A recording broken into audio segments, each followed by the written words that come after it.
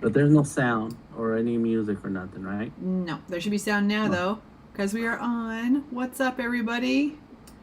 Welcome to Creative Jams, and I have my friend DTM here with me for another live stream. Gonna be good business. What's up, man? How you doing today, Aaron? Killing it. Ready for some art business. Let's go. Yes, you have been killing it, and we have been killing it. But you are an amazing artist Thank who, you. week after week, you're cranking out some awesome art, Thank and you. and it's great to see it all come together with the collaboration of the other artists. So, big ups to all of you. Yes, everybody played the game. I was so excited when people finally started rolling in, and everybody did so good. So really today, guys, we're going to be like wrapping up some of the face cards here. I'm going to be working on my iPad. I'm going to be working on some ideas for potentials for the back of the card. So throw out your suggestions as you have them. And then if you have any, like DTM's going to work on some of his cards, and we've got the Behance project pulling together and all kinds of stuff. We're going to be covering a lot of ground today, guys. So it's going to be a good time. You're going to get to see some finished cards, some almost finished cards. It's going to be a good day. I'm very excited. There you go. Let's do this. Let's switch over. Let's do this. There we go. Okay, we should be able to see everybody's screen now. Dive into the comments. Let us know you're here. All that kind of fun stuff. Yes, we'll get it going. So, are you working on any last minute illustration right now, Erin? Is that why you have your iPad? The iPad I'm going to be working on. I just want to test out some ideas for the back of the card. I got really excited when I was doing the back for my tarot cards, kind of playing with shapes and everything back and forth. And I did that in Illustrator because that's kind of where my initial kind of vector knowledge comes from, and I could click away. But I want to try them on the iPad today and see if I can get something, the shapes kind of come together for some ideas that will kind of encompass everybody's super fun art that could maybe go in the back if we are able to get these printed as cards. Yes. So that's good. Okay, so that's why you got your iPad out. I got the iPad, but I also have Adobe Illustrator here.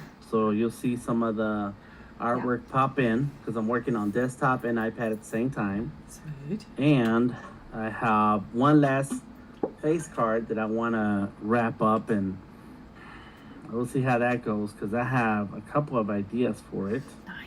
Here's one. Let me see. It looks like it's the same one. Hold on. What happened to my other pose? Here's the pose that I started with. Oh, cool. So, I like the glasses. That's fun. Yeah.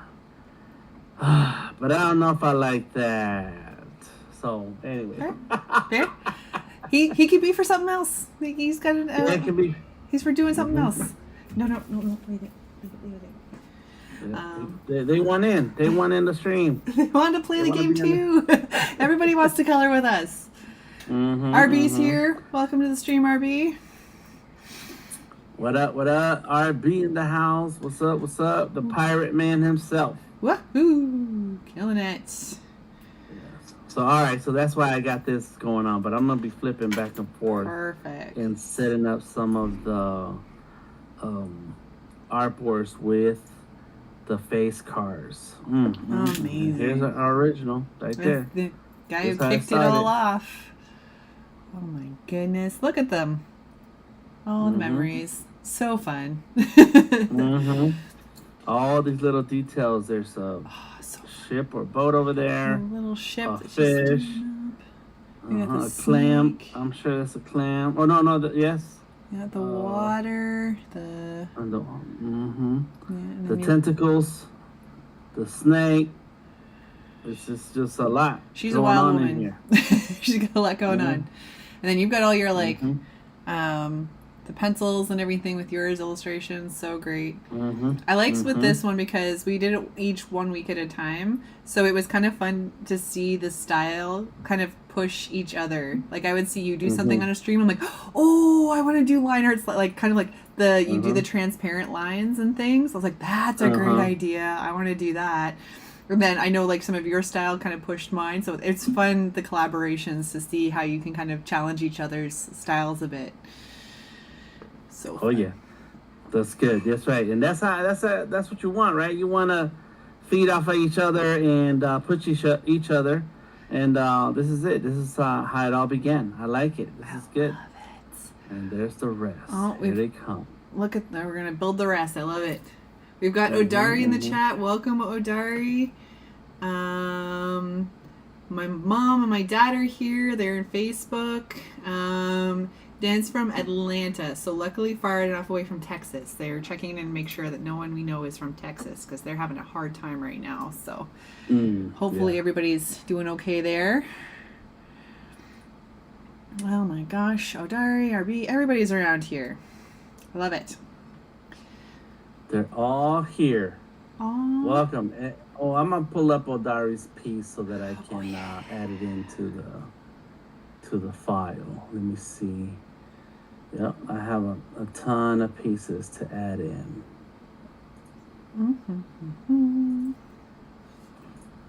And I'm gonna, as I work on each card, you'll see it pop in. And what is the other thing I gotta do? Don't forget y'all to check out the Behance. Is that in the description of the video somewhere? It should be, yeah. It should be down at the bottom, the start of the chat there, the description. Okay, cool. Yeah. So yeah, go check out the Behance, everybody. We've updated a few of the projects that are finished, some live streams. And Dan's gonna add even more today. Yes, I'm gonna. I'm gonna make adjustments to all that right now. Okay, so that's a JPEG. No wonder that's wrong. Okay, let's see. Open. Oh, Antoine's in the chat too. Welcome to the stream. You guys showing in. I love it. Okay.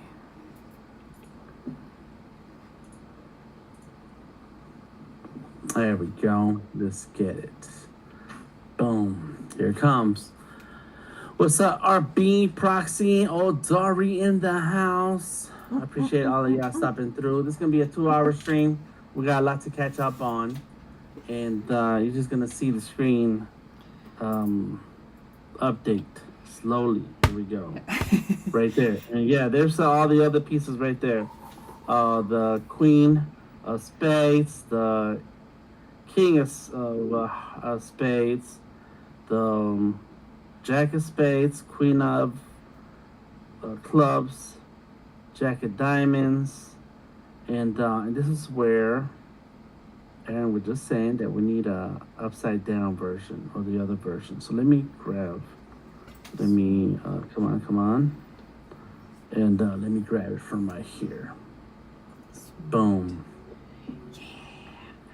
Yeah, I really like on the ones where it's kind of all your art, Dan, that it like how you mesh them together in the middle, kind of like have each kind of character kind of morph into the other one. That's so cool.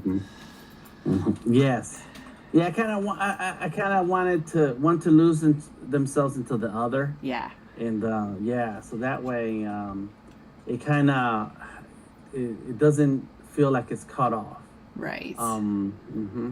Yeah, And, some of the pieces that like I did with the collaborations and such, like I think mine and Alessandra's and mine and Jane's, they kind of have a natural cutoff. Like there's a little bit of an overlap, but just the way each of us designed our pieces, they kind of cut off. But I think mine and Penny's lended really well to overlapping. So I was like had a lot of fun kind of having those pieced together without overlapping the other one too much, but having the control over both sides, that's kind of nice to have the morphing is super cool. Yes. Yeah, that takes a little bit of skill there. So a lot of finessing for sure. Yeah. So let's see. Jack. Boom. And so the letters go on the top left, right? That's what's the deal? Yeah, I think I originally made the template with the top right, and I remembered how cards work, and I forgot. Okay. But if to fan them out, they needed to be on the left. But I feel like if your design had them on the right, that's probably fine. Oh, yeah? Okay. because the queens are still on top right. The queen of diamonds, and I'm gonna fix all of mine. I can fix mine. I want them to. I want it to kind of be a little consistent. Perfect. Because yeah, that was a delayed reaction on my part. I think that initially I made them just because I think I have the Joker on the right. I think I put the word Joker on the right side. Maybe that's why I maybe did that. Okay. All right. No worries. No worries. Let's see. What I'll do is this. There we go. Penny's here. Welcome to the stream. Yay. What's up, Penny in the house? So good. We're gonna work on all the face cards. I think I sent you, Penny, the compilation of ours together because I think I forgot to send it when I finished it. If you have any objections, let me know. I'll alter it for us. It says looks great. Yeah. Yes. Yeah, our two characters really complemented each other on that one. That worked out really well. Mm-hmm. Oh, and Elisandra's here. Oh my gosh, everybody's here. This is chaos. Yes, yes. I love it. Okay, so there it is. One of them is in. Woohoo! Yeah. And there's just a few things to adjust.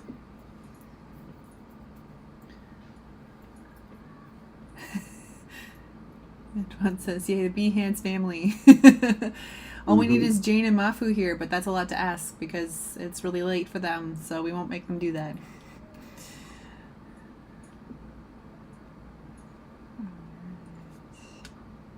Let's see. Boom.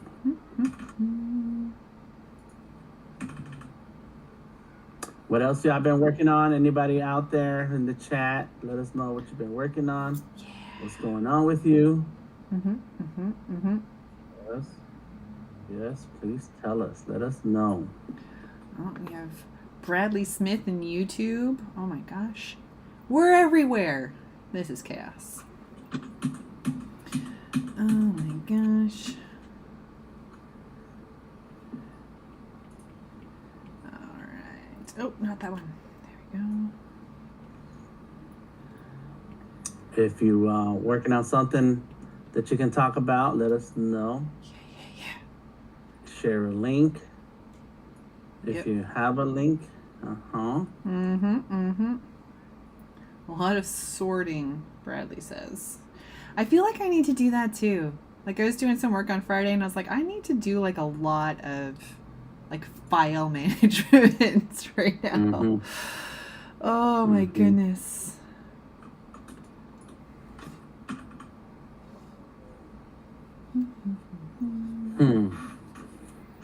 So this is going to be something that I come back to. I'm going to show you the file in a second. Here it comes. Oops.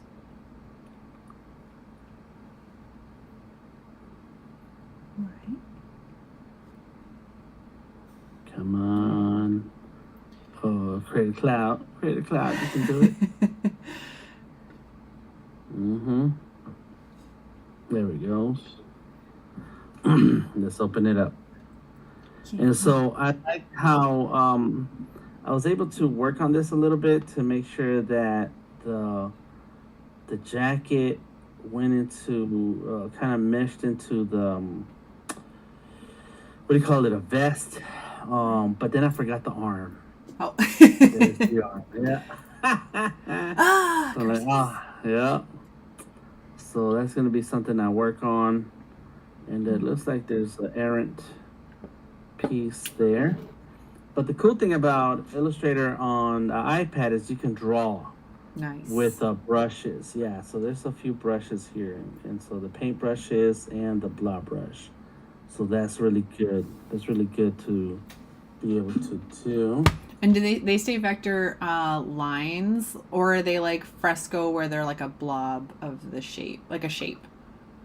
So it depends on the brush that you use. Okay. So you can use if you use a blob, then the blob brush then it ends up as a blob and it's really a shape. Cool. But if you use the pencil or the brush, then you can turn that. It turns into it's a stroke, and then you can then adjust and change the brush into the stroke into whatever brush you want. Awesome. So yeah, it's really good. It's really good. To make magic happen. Vector magic. Yes, vector magic. Because that's the one thing. I really like the vectors in fresco, but I would like the idea of having it be a stroke in some cases, instead of the shape. Like for right now, the tarot cards, for example, that I'm building, I'm using the same stroke and kind of stroke weight, kind of a library of brushes for the whole deck. So it's not a huge big deal for scaling, etc. But it'd be nice to be able to adjust that in Illustrator afterwards. But I have vectors in fresco, so I don't really want to complain. All right. Yeah. And that's what, if fresco could have that, oh, it'd be a game changer to have the the drawing with a brush stroke, drawing with the stroke, and then changing the brush stroke to whatever you want. Right. Yeah, that is it's a lot of advantages there. But the thing with iPads is they're all different kinds of iPads, and you get the iPad Air and the regular iPad, iPad Mini, and I don't think all of the different iPads can run the same way as a Pro would. So that makes sense. Yep. Penny Doodle says, haven't played much with Illustrator for iPad. It's amazing. You better get on it. I would really like to play with it because I haven't used it much either, Penny. I am like the first Adobe software I learned was Illustrator on the desktop. So I'm a shortcuts person. I'm a click, click, click, click, click, click, snap, like kind of speed that way. And so I find when I don't have my shortcuts in the Illustrator iPad, I feel very kind of cut off. But I feel like just like I did with Fresco, if I sat in it long enough, I think I would probably get there. But because if I can draw in the Illustrator file, and have those strokes, that changes a lot of things for sure. Hey Penny, maybe we can dual stream and you and I can learn it together.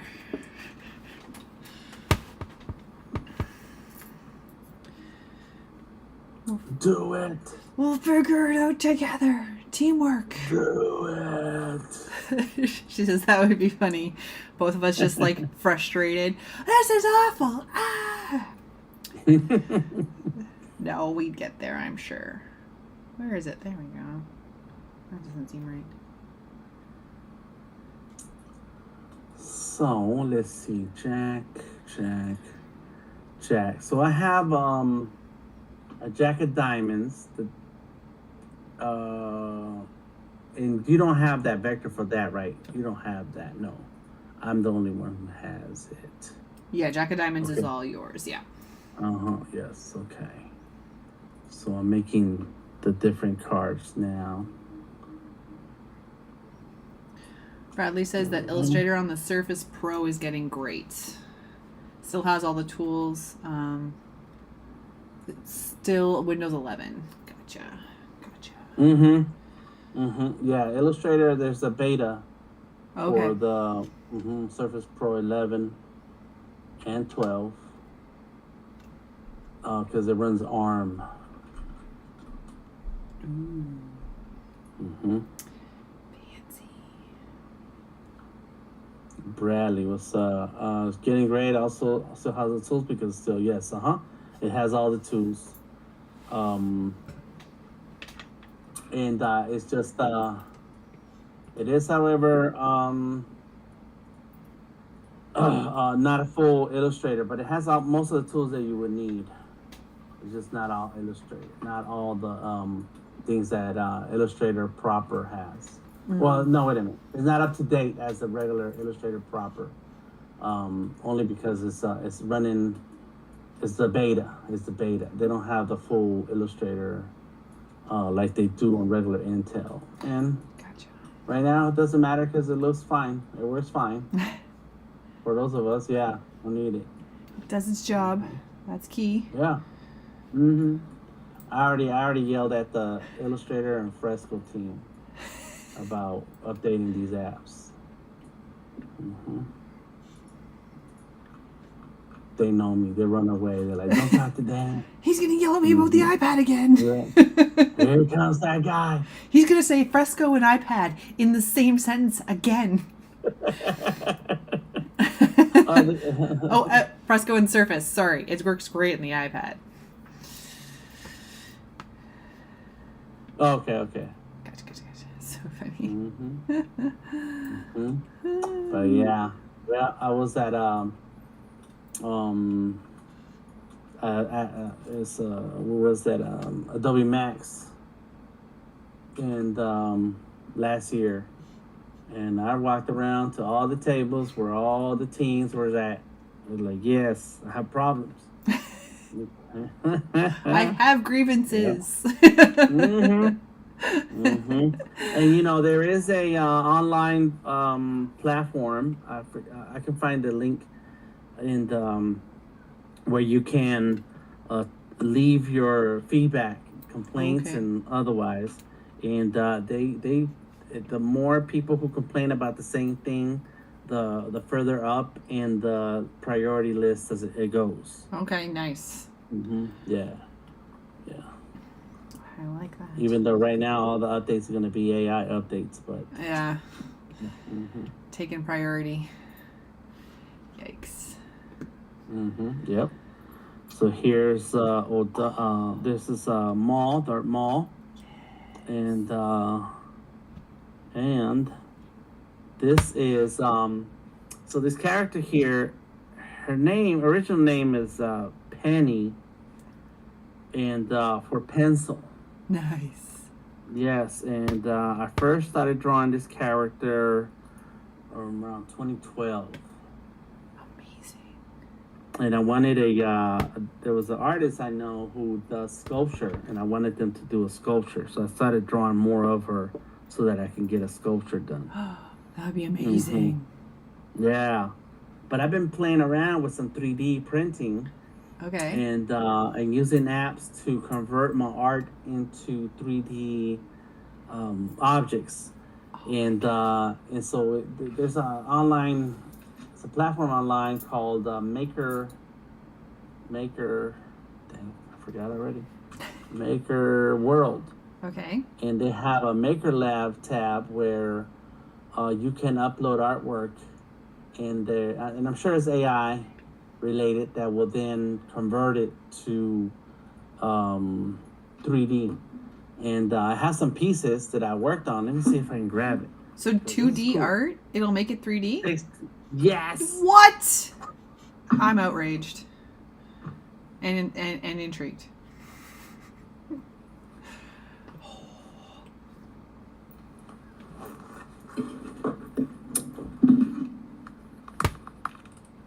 I didn't hear anything you said because I took out my headphones.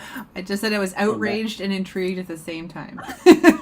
Yes, now, of course, I am learning how to do some 3D illustration, 3D sculpting.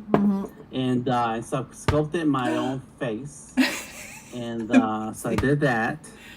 That's awesome. Let me see, am I aiming the right direction? Where is this? That looks so there good. It is. You can see my face. That's awesome. The thing is kind of rough. I know it's very rough, but it did the work. I was able to do it, to do something. And the more I learn the tools, the better I'll be able to get a cleaner and more sophisticated design. But I brought in some of my 2D drawings and turned it into 3D. Awesome.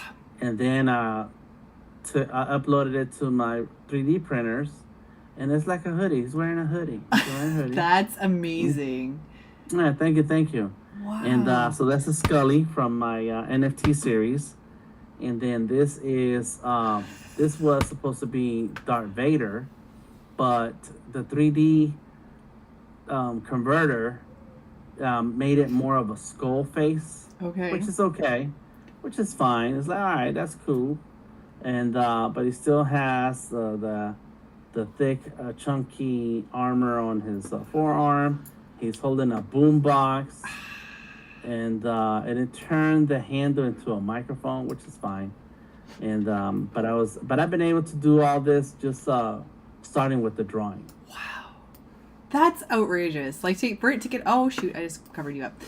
For the, like for it to get like all those like details and stuff, and even like the folds of the hoodie, for when like the Scullies, for those of you who haven't seen them, are pretty much straight on or like a 3/4 view illustration. Like to add that kind of detail, that's madness. Yeah, yeah. RB says very Irish looking. Are you talking about this one? Look like a That's fantastic. Yeah. So I've been having fun with that. That's so cool. That's a little mind blowing that it can just add that detail and just kind of figure it out. Like I'm already like mind blown with the odd little thing that Firefly will spit out. That's craziness. Yes. And Firefly now has a GPT image, so you can take regular pictures and drawings and convert them into a different art style, and it does pretty good. And RB says, "Yep, the green one is Saint Patrick, Darth Vader." Yes. Yeah. Classic. Saint Patrick's, yes. That is so funny. Wow, that's like, good Lord. Like really cool though, because like I know for me, I want to do lots of animation and I'd love to get into 3D stuff, but like if I work full time and then come here, I get intimidated with new tools. So if there's these tools that can make that a little bit easier or more accessible for people who don't know where to start, like that's pretty awesome. That's pretty cool. Yeah, and that's really like me, you know, where I'm good at drawing. I like to do 2D illustrations. I'm pretty good at it.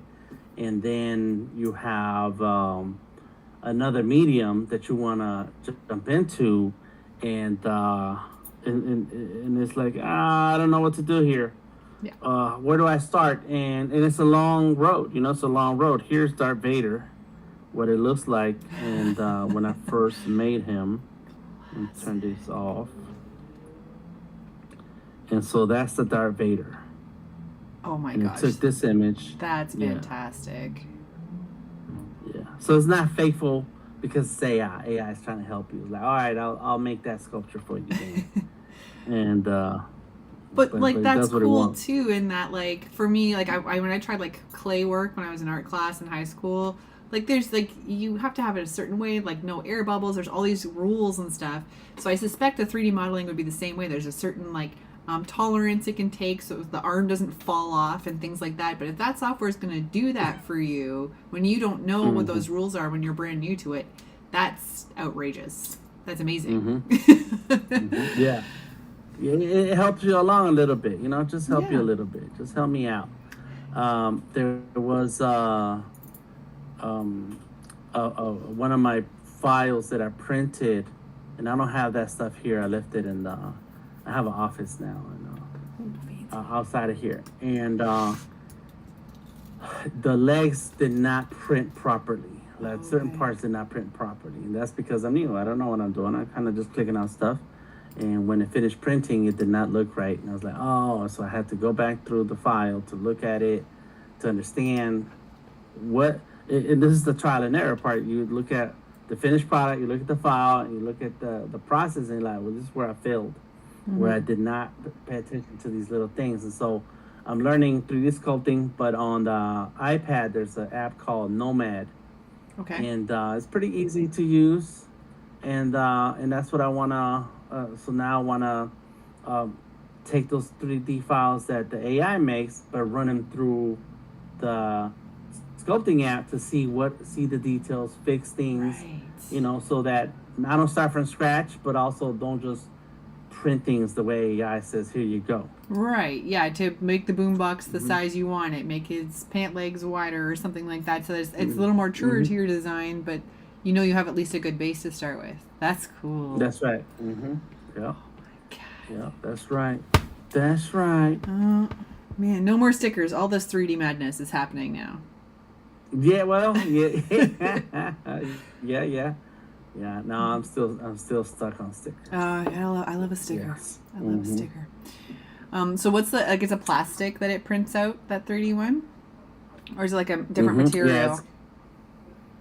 Yes, it comes in rolls, and big old rolls, and it's very thin. I don't have any of it here, but it looks like just take the wire from your um, headphones, and it's that thin. It's thin like that. Oh, okay. Yes, and it's a printer, but it's 3D. It's like, and they had the printers. Those 3D printers have the same problems as the regular printers that you have in your office, where things get jammed and it's hard to connect, and sometimes it disconnects for no reason. You have to do a lot of troubleshooting. It's still the same, and but yes, it's just a printer. It just prints, but it's made out of that stuff. It has that uh it's called filament. Oh, okay. It's plastic. Yeah. That's cool. But it's plastic, and it heats it up, makes it really hot. No Yeah, fingers. 250 degrees. Oh. Yeah, all children fingers away, please. Well, all human fingers away, really. And he says, "Oh man, printer problems are the worst." Yeah, you work with a Cricut too, eh, Penny? So that's extra elements of chaos. When they work, they're all great. When they don't work, they're such a pain. Yeah. Can't find there's a printer. saying that says it works, and we don't know why, and it doesn't work, we don't know why. It's just always sometimes technology. Yeah, we can't find printer. I can. It's sitting right here. It's right here. Let's go. Oh no. As long as I don't print a copy of myself, that's the goal right there, RB. To print a copy of myself. Can you believe that? 2 DTMs in this world. Oh my gosh.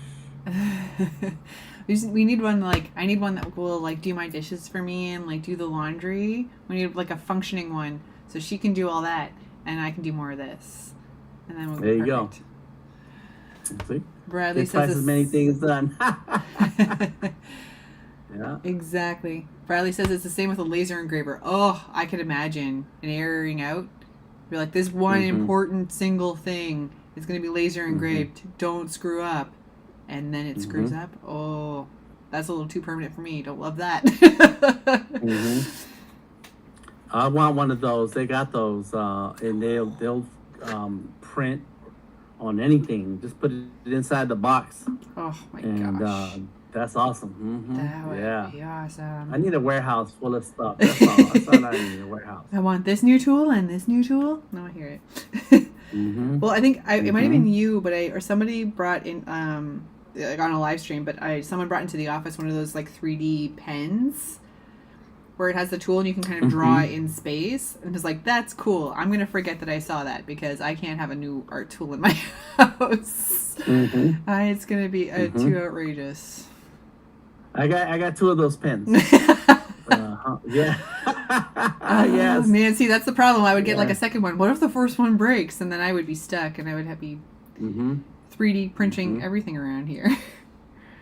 Yes, it's fun. Oh, it would be. It's fun. You know, you sit there and you're drawing and you're creating things and you try to figure things out. I made stuff.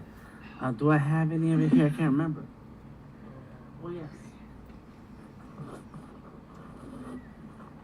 I made some 3D. Oh, yes.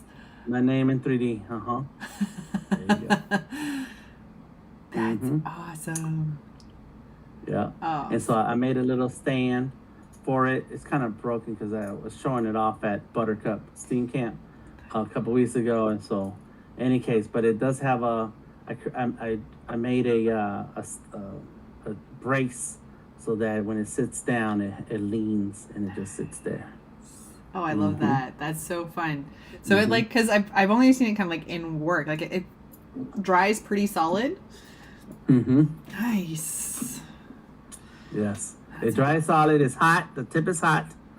It's over 100 degrees. I forget the number. 170 degrees, something like that. Yikes. But it does dry pretty fast and it dries hard. So you can make anything, just about anything. And there's people out there doing it and making things. And yeah, it's But that's the thing with any medium. You buy one thing, then another, and next thing you know, you have the full collection of something. Yep. I just piece it all Mm-hmm. together, and then that's where your own Mm. art style comes from. That's when we need to hang out with Bradley. It says that I wanted to have a makerspace to where you have all the tools. Yep, only for our people. That's right. Yeah. That's it. 3D printers, direct to garment printers, laser engravers, CNC machines. And I told a friend, I was telling a friend about that you need to join a makerspace if you want to be able to work in a lot of mediums, but not have to spend your money buying all those things. Yeah. Yeah, well, we had a That's really space like that here. She had to close her local space just because of problems with the land, like the space itself. But she's looking to open a new one. But same thing, like she had a Cricut. She had people donate different art supplies, things like that. So it was a great opportunity for people to try things, like go in and try a Cricut. Does this work for me?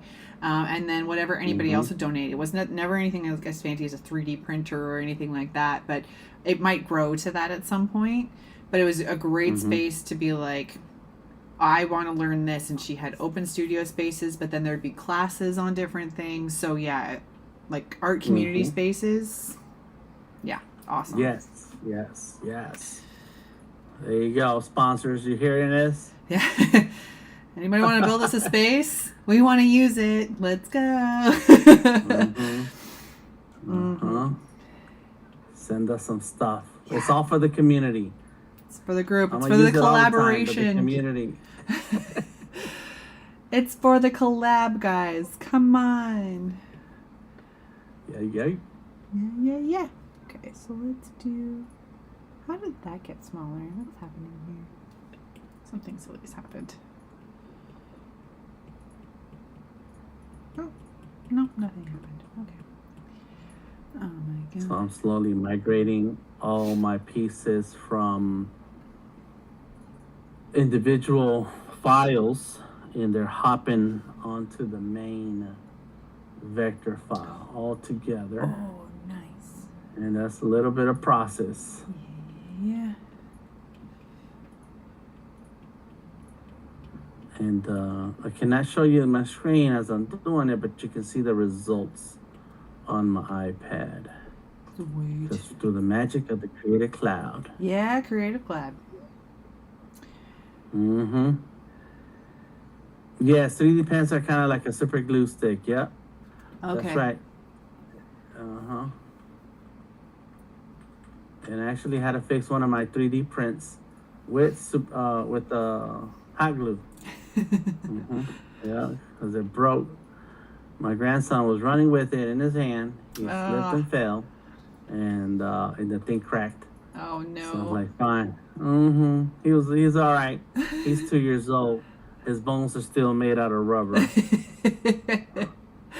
Bounce right back. They spring right back. Too funny. Bradley said they got the sponsor, Duplo Corp. All right. Ooh, okay. Nice. Yeah, because that stuff gets pricey. That's the thing. And then, like, with any tool, like, with kind of tools that we can find with creatives kind of like us, whereas in illustration, you can kind of build off some skills, but there's some things you're like, I want to be a potter. The startup is an expensive madness, and it would suck to buy all that stuff and then be like, I don't like this anymore. Right. So you got to find a space where you can try these kinds of things out, where like the startup is not a small or insignificant amount of kickback to get going. That's true. That is true. That's what good, the benefits of a makerspace or community space. Yes. I say that to artists all the time when they say they want to learn how to do something like drawing. Like, what's the best tools to get? I say a pencil and paper. Yeah. Start with that. 100%. Yeah, we did all of our stuff when I was at school. We learned all our stuff to do it by hand first, and then did it in the software just to have that backup, kind of throw it into a sketch pad kind of situation. and work your ideas through. But yeah, it's start small. Don't get the iPad Pro right away. As much as I want to encourage that purchase for you, don't start there. Like, yeah, because it gets pricey. Yeah. And then later on, you realize, you know what? I don't really feel like doing this anymore. Yeah. When you invest in a pencil first and a sketchbook, you're probably back $15 maybe, depending on what you bought. That's how you find deals on Craigslist and Facebook Marketplace when people give up. They're like, yeah, I'm not going to do this anymore. Like, thank you. Thank you. I'll start right away. Best way always. Yeah, RB. Like, you gotta be able to learn to do everything by hand. Like, my degree is in technical illustration, so we learned all the like line weights and the isometric views and all that kind of stuff, but we learned how to draw them all by hand first and kind of the technique behind it. Just, it's kind of like that learn the rules so you can break them type situation. So yeah, that's always a good way to do it, I think. Yeah, Bradley says their plotter is $3,700. Like, yeah, man, that's some money. You want to be committed, that's for sure. That's right. But if that's the tool for you, go for it, man. Have a sponsor, have an organization, have something that'll help you get there with it. And if you do that background research and you do what you like, that kind of what you will work for you for illustrations and things, like I've mentioned before, like my digital art journey was not easy. I had a really hard time with Photoshop. It took me a long time to really get into digital painting and all that kind of stuff. Like my mom was able to find me some courses to figure it out in school. It was always a struggle, but like trying to find different ways that would help me get there, like, because I mostly would kind of just finalize in Photoshop, but until I got to Fresco and like kind of learned how to use those tools, I'm like, okay, this is clicking a little bit better. Or when I got my first stylus for my other iPad, I'm like, here we go, here's the connection I need, or the Wacom tablet. And then once you know what's going to help you, then you know if you're going to invest that kind of money. Like when the Wacom tablet I got as a gift, but I knew that was a tool that would really help me, and it shot me well into my digital journey. And then when it got to time to upgrade my iPad, I knew what I needed. So you get like the one that's going to fit you, the right power, the right, all that kind of stuff, if you have that kind of budget for it. Like I saved specifically for this iPad, knowing that tool was what I was going to need, rather than just kind of like off the cuff just purchasing something you might think will work for you. You gotta get your hands dirty to know. I love it. That's nice. Who gave you a Wacom tablet? My parents gave me a Wacom tablet for my birthday, for Christmas one year.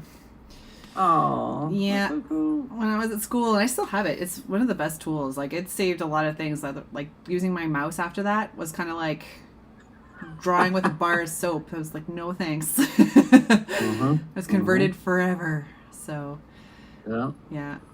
And then like the iPad, I didn't draw on the iPad for very long until I realized you could, like, this is well before the Apple Pencil, I could get like a stylus for it. So when I got some of those, that kind of started getting me through. And then when I got the new iPad with the Apple Pencil, that's like that extra step forward and kind of like find those growths. Doodle family, yes. Doodle family, that's right. Yep. For my birthday one year, my wife gave me and I just saw that device in storage the other day. It's a Wacom, tablet. Is but you draw on. It's just like a silver, flat tablet, and you draw on it, but you don't see. There's no screen on it. Right. And so you get to see the drawing on the screen when you're drawing, but you're drawing on this piece of metal. Right. It's the bamboo. Right. It's called the bamboo. Yeah, that's kind of how, like with mine was the Intuos Wacom. So same thing, like you're drawing on the tablet but looking at the screen. So once you figure out that one-to-one, or when your monitor does like that direct one-to-one, that's great. And then once you get used to that, it's a bit of a mind flip when you're used to being in your sketchbook. But once you get there, it's not too bad. Bradley says, bummer the bamboo no longer works with Windows 11. Also misplaced the pen. That will slow things down. It's in the box somewhere. I think, because when I got my new iMac, my Wacom still works with it. Like, Intuos still works with current software, which is amazing. But yeah, that's a bit of a mind switch. Once you get there, it's not too bad. But like, you're looking not where your hand is. Now we have SP, so no need for the bamboo. Fair enough. Yeah, the Pro, yeah, that makes sense. Yeah. But that's how it starts, little by little. You start collecting tools and using them, and then you understand how they fit your process. And yeah, I stopped using the mouse when I had that bamboo tablet. I did not use the mouse anymore. Yeah, for drawings and things. Like, I know still if I'm going to get into Photoshop, or if I'm going to get into, not so much Illustrator I still use the mouse for, because I'm kind of a vector line situation if I'm going to be in Illustrator. But in Photoshop, I'll even pull out the Wacom and just be like, it's just a lot faster, because I can shortcuts with one hand and draw with the other. Yeah, once you understand that the top right corner of that tablet is the right top corner of your screen, the bottom left corner, like you kind of map it out, and now you know exactly where to put your hand. Exactly. It's amazing.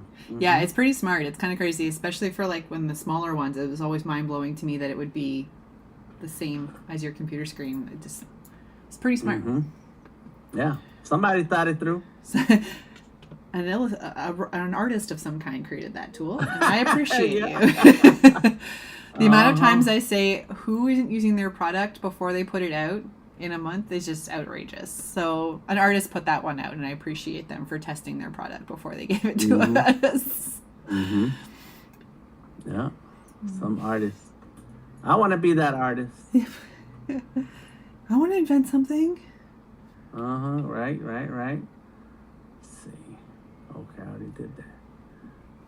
Cool. So I'm almost done placing all of my designs on the template. Sweet. Let's see. I think I lost a few pieces along the way. That's a question, actually, when you said that. I've done a few things. I think on the last live stream, I've sent a few files from Fresco to Illustrator on the desktop. Sometimes, every now and again, a vector layer will rasterize. Do you know why that is? Have you seen that happen before? I've seen it happen. I don't know why. Oh. Because I like usually a re-export, like I just try it again and it fixes it. It's not a big deal. But even sometimes when I export the PDF, I'm hoping to pull the vector line art of it. Sometimes the layers are partially rastered too.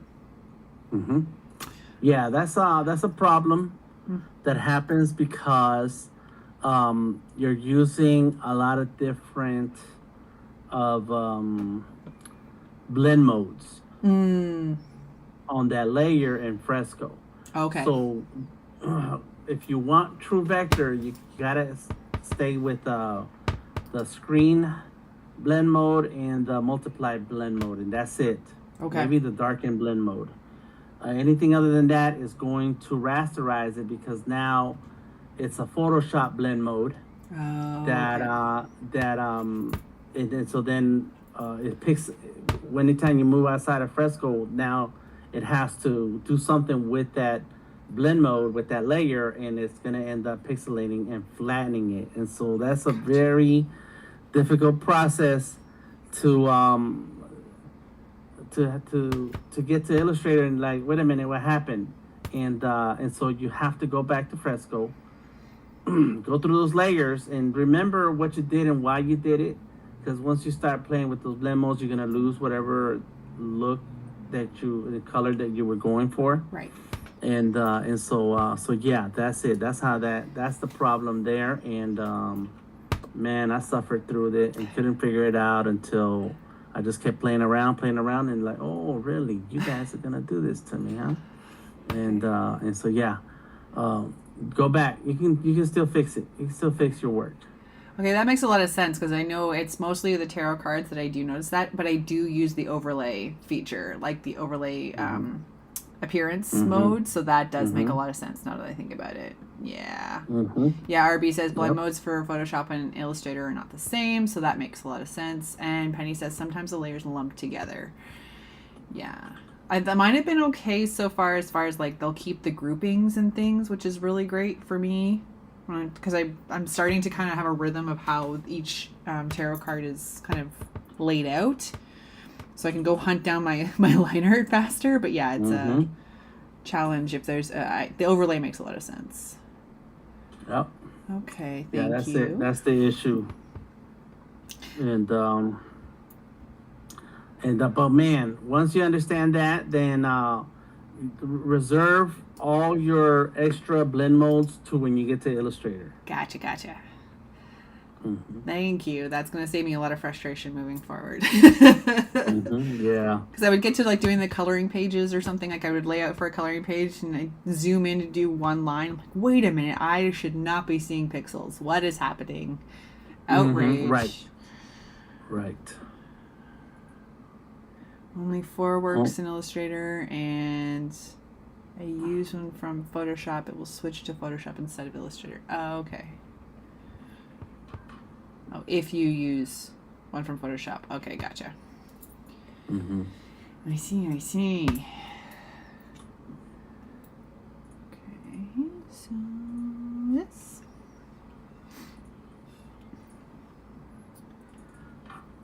So this is Ace of Clubs. I'm almost done here. Almost there. We're going to get to see soon.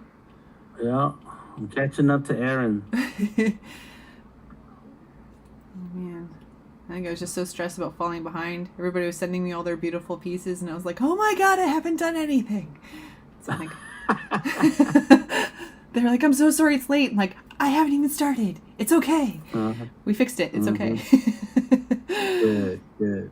But you've been working on those tarot cards for a while. That was a big project. It's a huge project. So yeah, I started them just over a year ago, and if I can keep to my schedule, they're going to be done next July.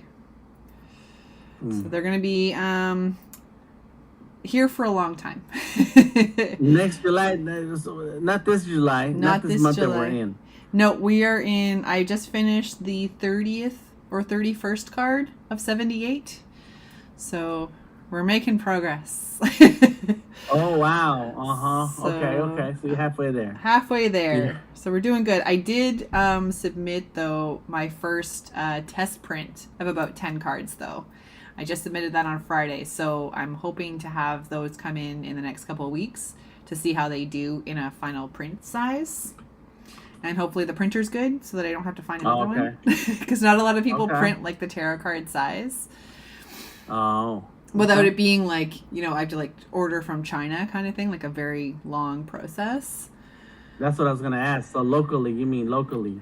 Yeah. Or online? Yeah, like online. So like the company I printed through is called Print Studio, I believe. And they're a printer studio, and they're a Canadian company.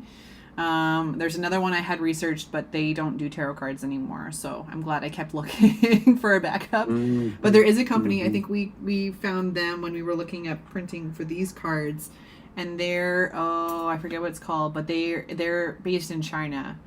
And they're apparently really good. Like they're one of the really best turnarounds. Their reviews are amazing, but it's a long haul to get them turned around. Like it would not be quick. But they'd be really good, according to reviews. Okay. Cool. Nice. So, yeah. I still haven't been able to find, like, a print-on-demand for card-sized things. So I have to keep looking. All right. So, your art doesn't have to just stay inside a tarot card. You can make T-shirt designs out of it. Merchandise. I got I've drawn on mouse pads This is the printable mouse pad where you can use sublimation ink or whatever. And all I did was use markers and I started drawing on it. I love that. And thank you. And so think about where your art could live. Yeah. Once you get far enough and you want to do a full set of stuff, Yeah. not just cards.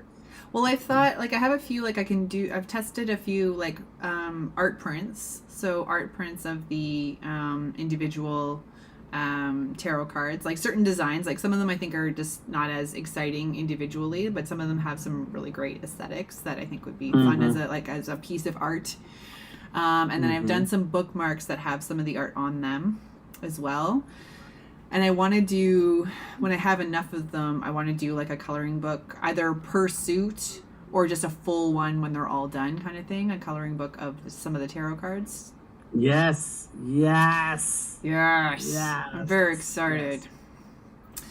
Yes. So, and this is where I feel like this project is going to go to, and I don't want to put pressure on anyone, so I didn't want to say nothing until we got to near the end. Okay. And so like the coloring pages, I want to do a coloring book, and I can help format that. I just need the vector files, and then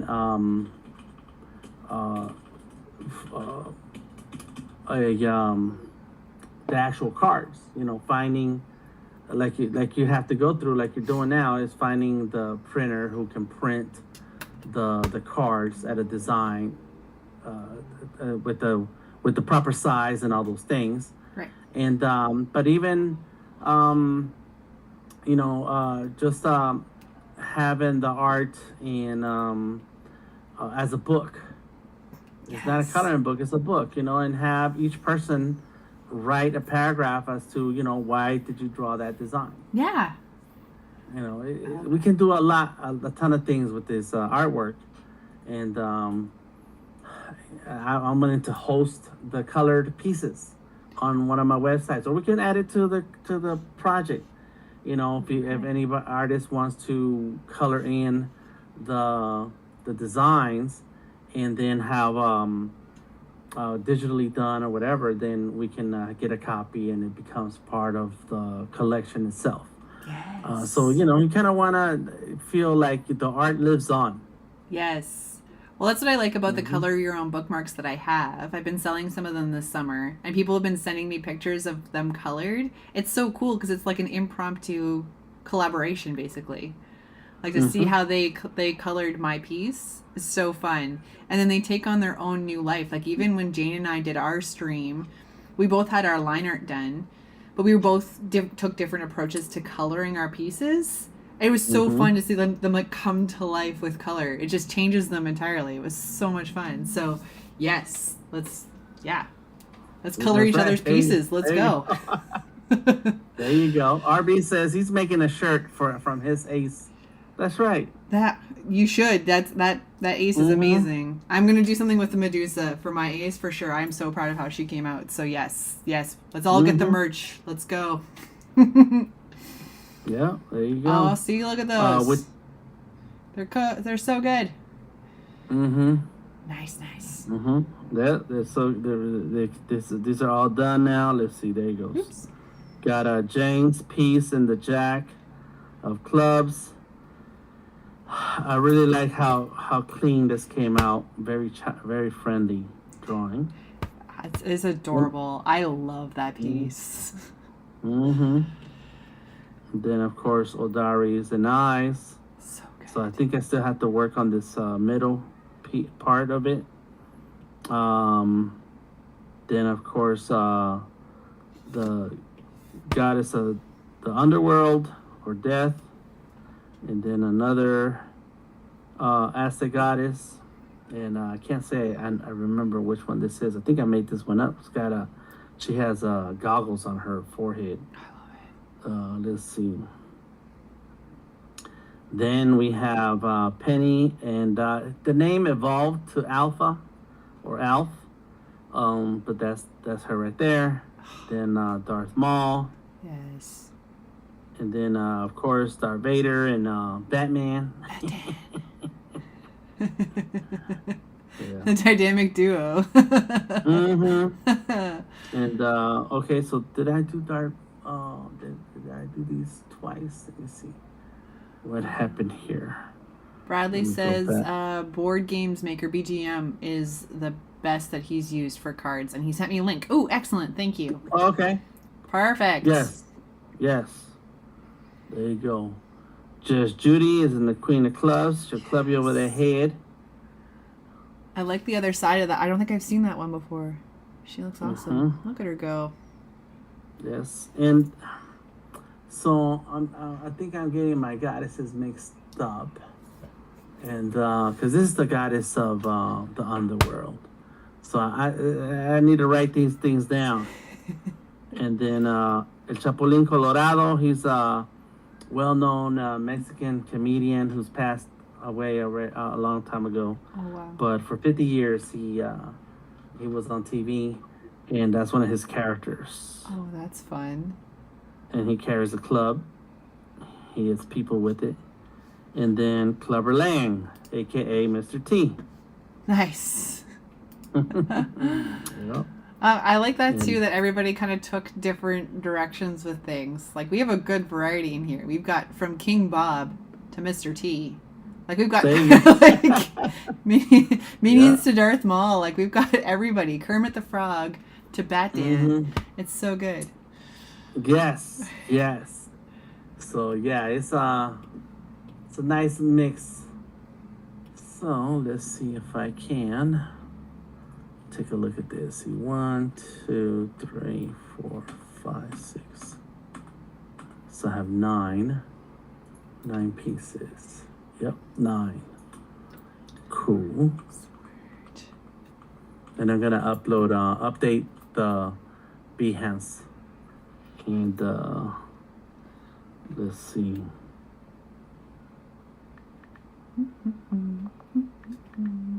And so tell us about your ideas, how you're working on this. What is your process on this back of the card? So I was taking kind of guidance from my own process for doing the back of my tarot cards. If you haven't seen that live stream, it was a few weeks ago. I was doing it in Illustrator, so kind of a lot of copy in front and kind of having the geometrics kind of build itself one off another, kind of have the lines kind of form themselves. In the case of the tarot deck, it's a circus element to it because of the book that inspired it. So I tried to make sure that there was a tent in the middle. But this one, I wanted to kind of make sure that there was a kind of an element that kind of encompassed everybody's work. And so I'm keeping it very geometric, lots of circles, the line that kind of goes through that kind of cuts all the cards off to kick me off a little bit. But I'm just kind of throwing out some shapes here to see what kind of speaks to me. And then see where we go from there. It's a little symmetrical, like mirroring on the edges, but I think I might kind of make them morph a little bit. We're going to play around with it and see what happens. Okay. I like it. Feels like planets. Planets, a little bit of everything. I couldn't put like anything too specific because that leans towards a certain kind of card. And I do want to bring this into, I wanted to bring this into Illustrator because I want to like play with the line weights a little bit right now. Right now I'm just kind of like using the circles and transforming it so it's messing up all the stroke weights and things, but that's okay. That's part of the start of the process here. So all right. Yeah. That looks good. Thanks. Just kind of playing around until something jumps out. Yeah. Right. And that's right. That's a good method. Sometimes that's how I started drawing. It's like you're looking at the blank page and you're like, I don't know what to do, and like we'll just start scribbling on it and see what happens. And then like it used to frustrate people when I talk to them and say this, but it'd be like that's usually the piece that like if I just let that happen, just let the sketch happen, fill the page, just let it go. I'm just as shocked as anybody else as what comes out of the pen at that point. Like, I can't believe I drew that. Like, oh, I can't believe I drew that. Oh, I'm so good. Like, no, legit. I'm actually like really shocked that came out that way. If you let the piece do its thing, sometimes she'll get some really crazy stuff done for you. Yep, that's right. The creativity take over. Let it do its thing. Who else uses that method out here RB uses that method. He just starts to scrabble. Trial and error till the awesome happens. Uh-huh. I love it. Let's see. So I'm adjusting the Behance now Sweet. with the pieces and the names. You did good the way you wrote the names. Oh, excellent. Mm-hmm. Oops. What happened here? Duplicate. Here we go. So I need the king of spades. Where'd it go?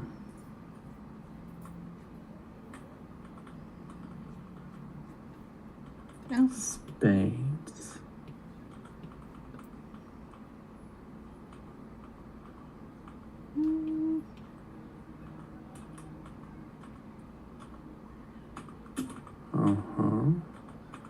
There we go. Harvey says, I draw mostly from memory, Dan, hence the lot of scribbles. Unless I do a portrait, which is fair. We shouldn't draw portraits from memory. Unless it's a self-portrait, I guess, but... And nice, sometimes you see the drawing in the scribbles like you're doing now. Sometimes you take all those scribbles and you start seeing the figure. Like, yeah, that's it. There you go. And then it gets to the point that almost all my pieces are. We're about like half an hour of just turning layers off and on until something hits you in the face that looks good. Where's that circle? How is this happening? This is how we do it. This is how we do it. None of these circles exist, apparently. What's going on? What the? All right, so I need to export. Just make a quick snapshot here. I need to airdrop it. There we go. Oh, there's two. Boom. And then, yeah, I'm trying to update. There we go. King space.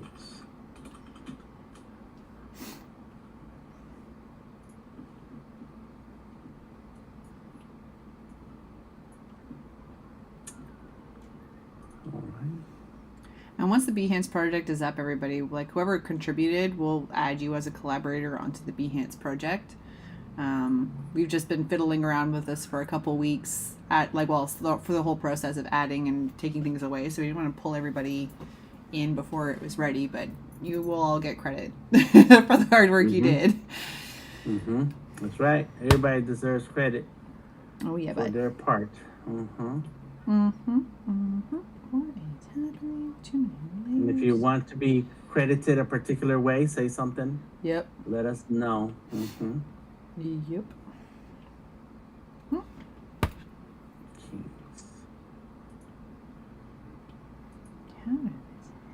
There we go. And so the way is the king, ace, and yep, ace.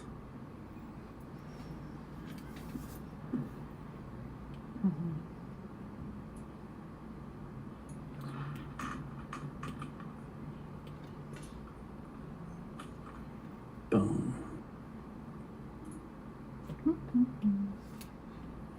And this is an encouragement to anyone who's watching this, is that when you think of ideas of what to draw, you can start with one drawing idea and like, oh, this is cool. But your portfolio and our career is built on lots of drawings, lots and lots and lots of drawings. So you want to think of, well, how far could I take this idea? What could I do with this? And then that's how the projects begin. That's how big projects are done. Yep. One drawing at a time. And even if you don't have a full idea for where a sketch would come in, like this is where a lot of my tarot stuff is teaching me, is that sometimes the project needs just room to breathe before it's ready. So if you have a cool idea, but you're not really going to form it all, throw a sketch down, throw an idea, get a something, and it might percolate into something huge. Or something when it needs more time. Something like this collaboration might come along and be like, that's where this piece goes. So I don't agree. don't discount a piece if it's just not ready just now. Keep track of your artworks. Oh gosh. You know. File management. Yeah. Yeah. Yeah. It is. It is. It is a struggle. But future And you will be happy.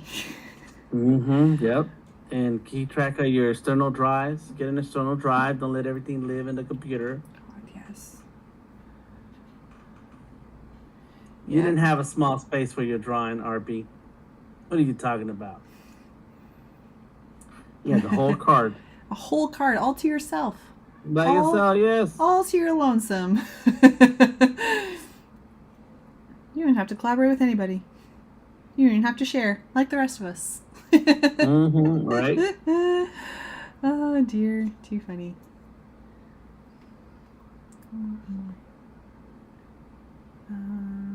Bradley says, can't wait for Adobe to implement the idea that I had in Adobe Bridge to use the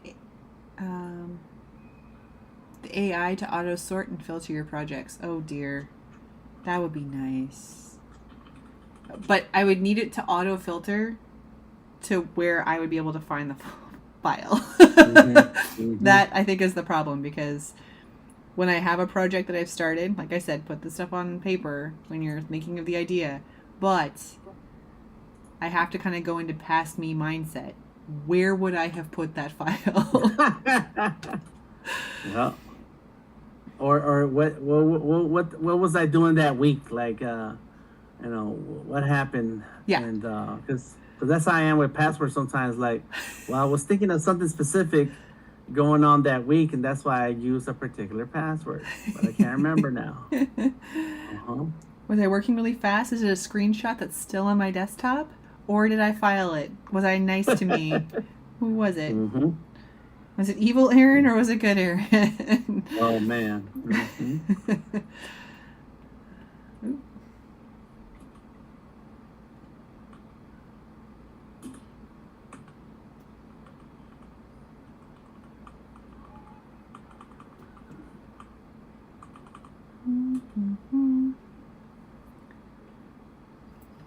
Oh, so yep, I did do the same thing. Name things wrong, so I can't find them. Well, I did that thing we're talking about right now. And then when you're switching, when I put my tarot cards together, I'm going between, like, I have the fresco file, but then I go into Illustrator and then I go into Photoshop, and one of them remembers kind of where I was saving, and the other one doesn't.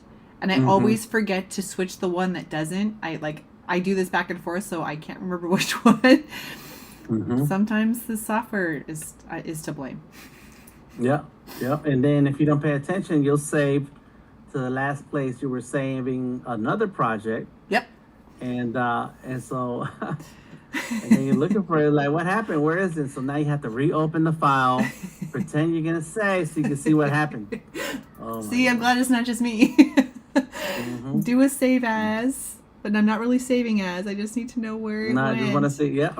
Where did it go? Show me.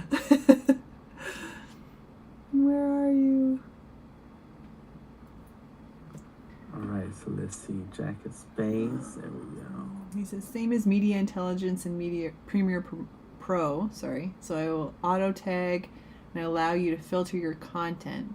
And like Microsoft Recall, having a project timeline and auto project grouping. Oh my goodness. That sounds like a scary proposition. Too much power. Yeah. Sounds great, but I feel like I could really make a mess with that. Just me. No, as long as it only lives in my computer, and my computer can handle things. Yes. That's all I need. Yeah.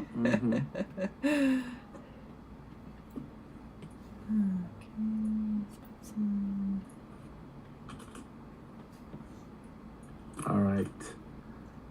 I'm almost done updating my part of the Behance. Oof, I'm almost there. Can't wait to see. It's going to be so good.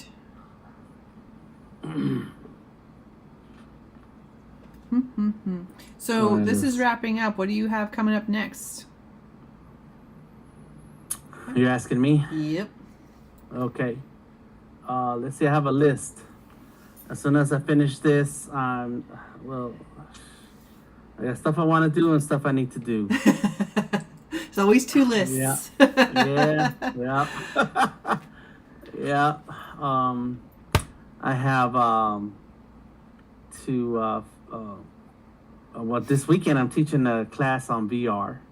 Ooh. And so I need to finish my studying on VR stuff so that I can talk about it. Key. Yeah. And I have the tools, I have everything. I just need to have my process locked in so when I'm speaking, I can act like I know what I'm talking about. Perfect. And so that's for this Saturday. Nice. But this month I need to finish setting up a flight simulator. So we have 2 flight simulators. What? And so I have computers to connect those 2, and I need to master the instructions. I don't have to be good at flying. I just have to understand it enough so that we can use it in our workshops. Wow. Yeah. That's cool. Mm-hmm. Is this part of the STEAM project as well, or? No, that's just part of the things that we do for STEAM. Yeah, you said STEAM. Yeah, STEAM. Yep.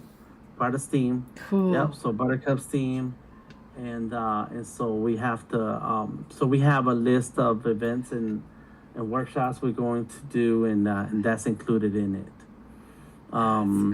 Also, writing out a syllabus for a workshop on 3D printing, and giving kids a chance to create their own works, and so I have to learn to finish on understanding Nomad Sculpt, the 3D app on the iPad. Okay. But I need to also understand enough about Blender and Tinkercad so that I can teach it. I don't have to teach it enough for people to be experts at it. Just teach it enough so people can understand what they're doing. Right. And then that's what's gonna that goes again into the workshops and things that we do. Cool. Mm-hmm. Yeah. So when you have the STEAM camps and things, is it always the same kids that are coming back, or is each situation just kind of like a new group of individuals coming to this? Well, every year is different kids, and every week is different kids. But the workshops and things that we do around town, that we partner up with different organizations, okay. And so there's always going to be different people. Fun. Different people. Mm-hmm. Yeah. That's so cool. Yeah. So we partner up with libraries, a lot. Local schools. We'll go to middle schools and even high schools. I think we went to kindergarten or first grade. I can't remember what it was. These were little tiny kids, and so they were fun. They were fun to hang out with, and they followed directions. They sit in there, and they put their brains on, and they're working on what you tell them that they can, the instructions, and I love it. So that's super cool to see. Oh, that's so fun. Oh, that's so Yeah. cool to see the variety and the different kind of creative minds, and I love that. That's so cool. Mm-hmm. Yeah. So yeah, it's so those are the things that I have to do. I need to get that done so that way we're ready for the next event. And it's my job. I'm the tech guy for Buttercup Steam, so my job is to make sure that I know how to work those things, and No I can teach it. And I can teach it. Nice. Yeah. So that's the things that I need to get done Fun. right away. That'll be good. So that'll be like, those are usually all summer. Those are throughout the year. Wow. So we do that throughout the year. So right now we have the summer off from schools. because schools doesn't it starts back up in August, September. Yeah.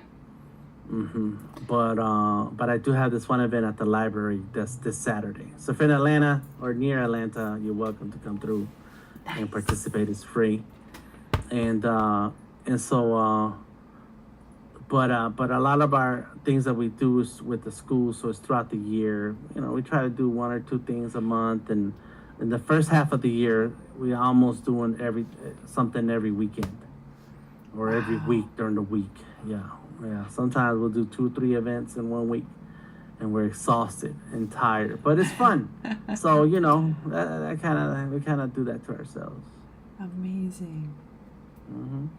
That's so good. Well, it's good to keep it like the variety, and it's good there's the different ages of kids and things to keep the subject matter interesting and all that kind of fun stuff for you guys. That's cool. I like that. Yeah. It's and that's it. And that's the thing. It's the fun. Can we have some fun while kids learn something? Yes. And that's why. So that's why we have to have a variety of things. Like we can't. You don't want to. You don't want to force kids to sit down and then. What do you call it? Have a.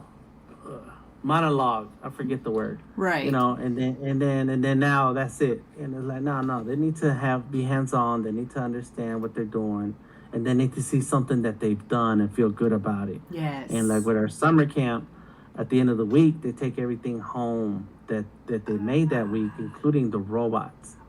So they get to take a robot home. No. They built that robot. That's awesome. Oh, I love that. See, that's some incentive. Play the game, you get to take home a robot. Yep. Oh, that's so fun. Yeah, and like you never know, like you're just nurturing something. So you spark something in a kid, whether they want to be a scientist or an artist or something like that. Like that's the best part about STEAM is it kind of covers a lot of ground to hopefully spark a something. Yep.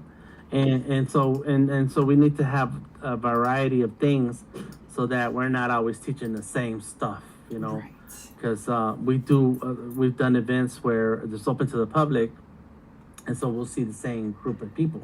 Yeah. And so if they see you doing the same thing the last time they saw you, they're like, they're just gonna skip. And we have like 12 3D pens, and that's one of our activities. Right. The kids are sitting there drawing with the 3D. Yeah. That's so much fun. It is. All right, so let's see. Now let's go ahead and refresh this Vector Magic, the super collaboration. I'm going to scroll down. There's some formatting I think I need to fix right here. Something happened. Then there's the templates. There's RB, Penny Doodles, and Aaron. Then Mafu, Aaron, and myself. Yeah. And so I did the upside down. Perfect. I did them both ways. Yep. Nice. And then and so this is you had this already, Alessandra and Aaron. I like the way it says it here. Like somehow it says Aaron King. Like, I'll take it. Done. It's kind of cool looking. Yes, that's right. And Queen Aaron, sure. There I'll goes. take it too. So Queen and Jack. I like how both of you have the heart like right under the J. Right, the heart is right over the bottom part of the J. That's cool. This is good. I think I need to step up my game. Okay. I like how you did that. I don't know. You got some pretty awesome ones down there. You got some pretty wicked art out there. Yeah. It's cool. So I got Vader and Batman. They're both right side up, so they can see them. And then the queens of spades and the jack of spades.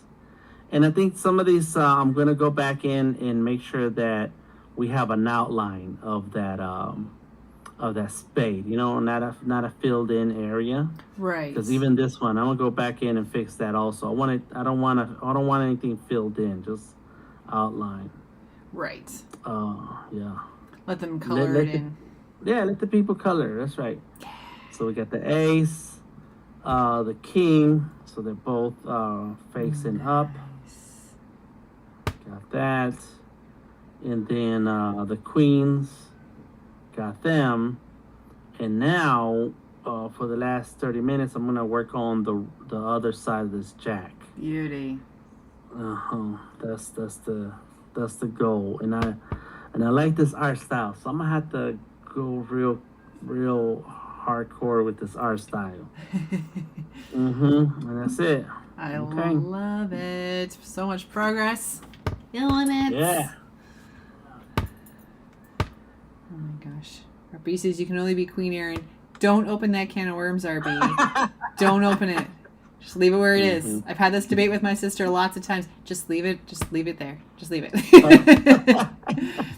She always said that she wanted to be king. That was her dream job. Oh, really? Okay. And she wanted to be king. And it was funny because when we were doing her bachelorette party, my sister-in-law was relatively new to the family. So she had been in the middle of doing all this meet your family stuff. So she knew all these things. So when we were answering all these like bride questions, how well do you know the bride?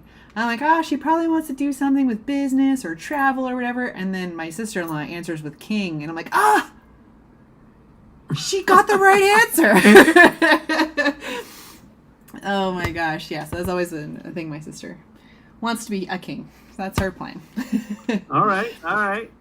To each their own. Goals. You gotta have goals. You gotta have goals. She's killing it.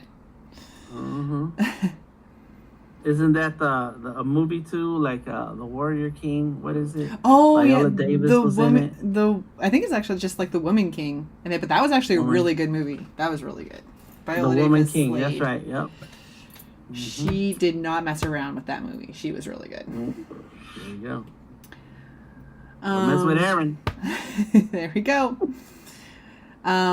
Okay, so what's your direction or your process when you're trying to draw something like this, where you're trying to match a style or imitate or complement a style?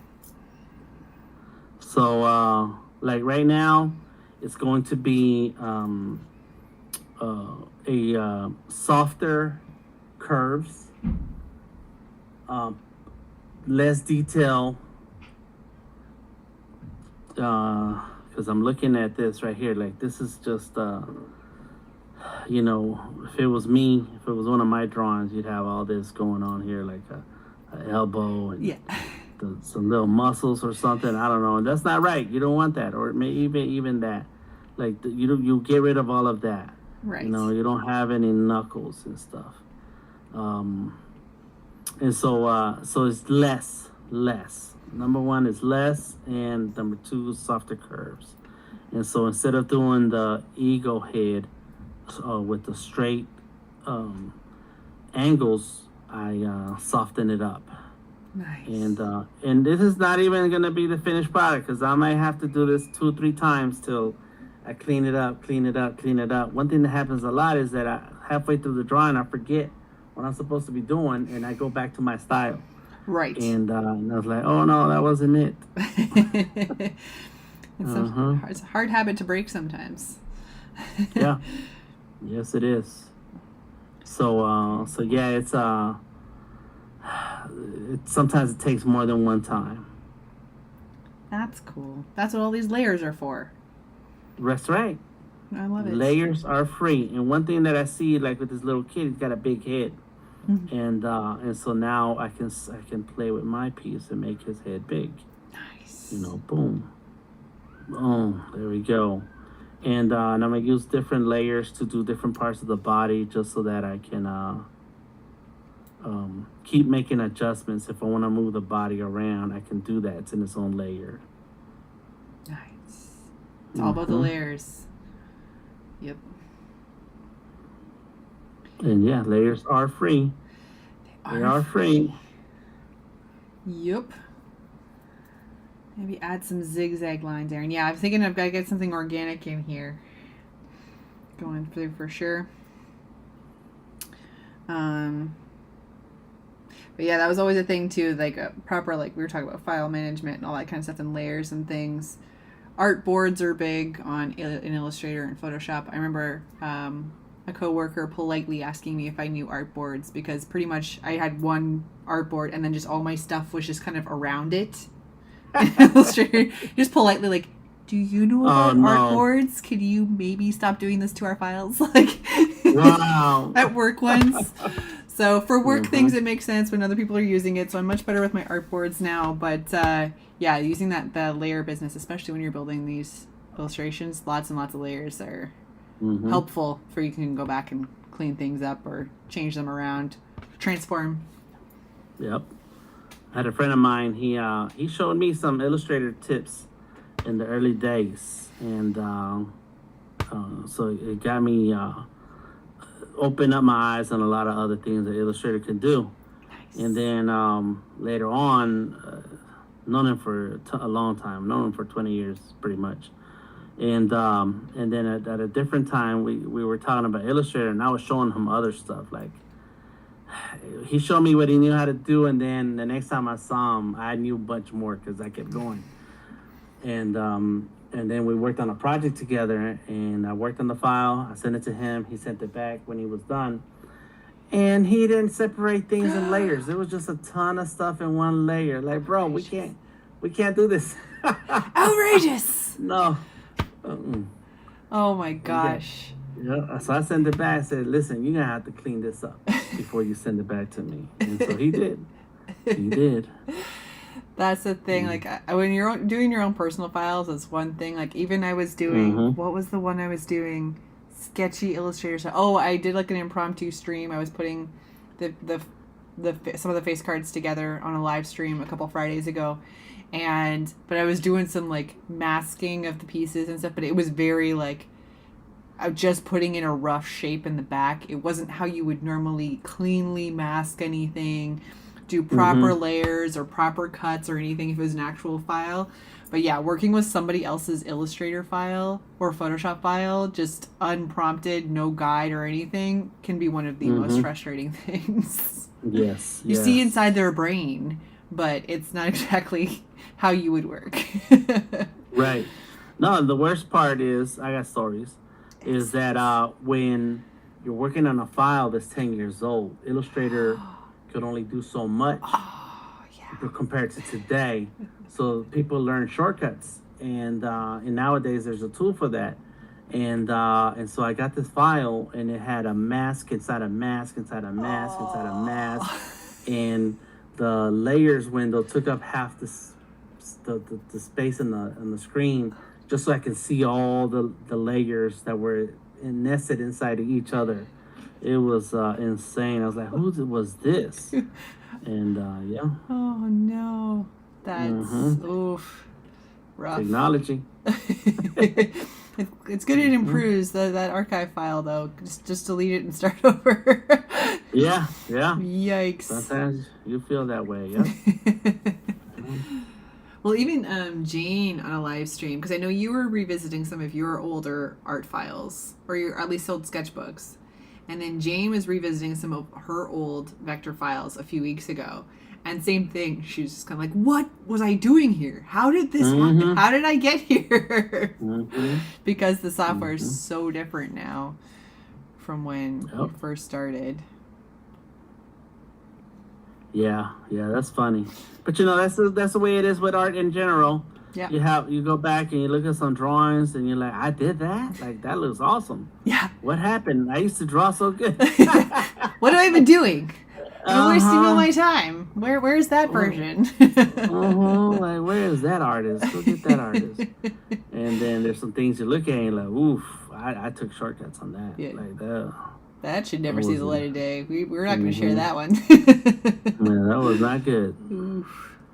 And but that's it. That's part of the learning process and growing as an artist. Yeah, you got to get some of those crappy arts out. I know we had a teacher at Sheridan, and he would say that he's like, he kind of like introduced us to like art journaling, and just kind of getting all the ideas out. He's get them all on paper, get them all out, whatever format they take. And he's like, you got to get the crappy ideas out. He's like, don't erase them, don't throw them away. Like, you can throw them away later if you want to. But if you erase them, then the crappy idea goes back in your head. Just get it all out on paper so you can have room for the really good ones. What? That's good. Yeah. If you erase it, the crappy idea goes back in your head. Just goes in your head. So just get rid of the paper if you want to. Turn the page. Yes. But you haven't formatted that paper, so just get that crappy idea out. Because maybe it's not a crappy idea. Maybe she's just not ready. And true. The moment will come, but maybe it's just a crappy idea. And it's in the way of the good ones. Wow, but that's it. Yes, get the crappy ideas out of your head and leave the good ones so you can always use them. Yeah. Oh man, I'm gonna use that. I'm gonna tell my interns. I have interns. Do that. And I coach them. On art skills and the business of art, and I make them draw a lot. Like, yeah, you owe me drawings. And Oh man, that's good. I like that. Yeah. And another one of my favorite ones, I use this all the time, and I say it all the time, is give a piece 10 more minutes. Like, there's always that point in a sketch where you're just like, this is garbage. What am I doing? I should quit being an artist. This is awful.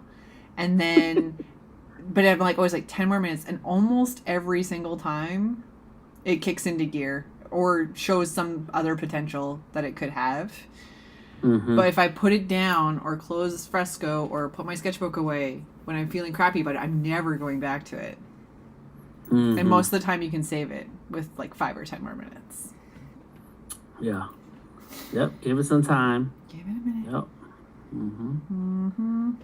Yeah. And that's where the scribble scrabble comes from, too, is that sometimes the direction will show itself. And somebody said this to me once when I was painting. And as I was painting, I could see what I wanted to do now. Like, but it only happens when you're actually doing it, and then you get that vision of what you want to do now. And somebody said, "Oh, listen to him. The artist talking to him." Because I was like nodding and agreeing, like, yes, but nobody was talking to me. I was talking to the art, to the painting. I love that. Bruce is here. Welcome to the stream. What up?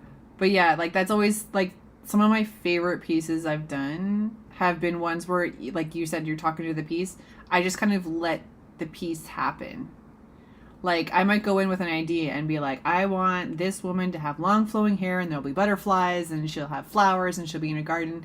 But like sometimes the water, like it looks more like water, or she wants to be a mermaid, or she wants to whatever. And if you just let that happen, I find that the art comes out a lot better because I'm not forcing it or like, it doesn't look the right way. And then again, you're erasing and trying to go again. And if you can, I know freelance work and all that kind of stuff is different, but if you can let it do its thing, it feels a lot better. Yeah. Yep. No, that's how it is. Freelance, you got to get it done. So whatever it takes to get you in the mood and get that drawing to look like something, and usually have a lot of direction anyway, so you don't have time to explore and see what happens. But on your own personal artwork, oh yeah.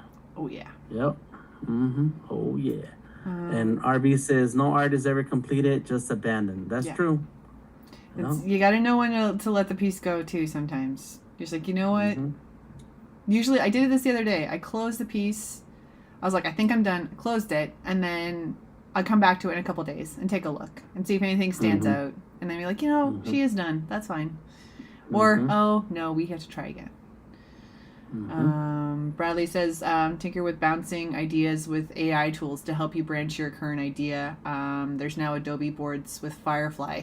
Yeah, I know that's something I've been doing a lot with my tarot cards. Kind of like I have a concept or an idea, and because it's such a big project and I'd like to keep it moving, I do a lot of my concept stuff with the Firefly AI to kind of speed up that process or help me with the visuals a little bit more so we can keep going. That's right. Have a broad and it can also show you that was something you don't want right away. Like you said, I want the water flowing this way and that way, and then you get the concept art, get the AI to do the concept art, and you're like, that doesn't look so good. Let's try something else, and now you can move through the iterations faster. Exactly. You see that a lot faster than seeing the whole thing come together and be like, oh, that's a crappy idea. 2 hours of sketching versus 10 minutes in Firefly, right? So. Yep. All these fun tools. They are fun. And so now I got the guy looking a little softer. See, look at rounder curves and rounder lines. Nice. Kind of like the mask kind of roundness on the helmet kind of imitates the hills and stuff that Jane has on her piece. So that's kind of cool. And so yes, those are hills, and it reminds me of rainbows and then the pencils, and so I think I'm gonna do something similar. Nice.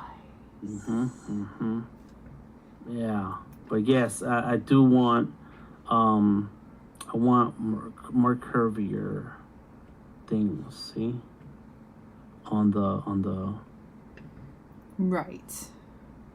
On the feathers. These are feathers. So boom. Nice.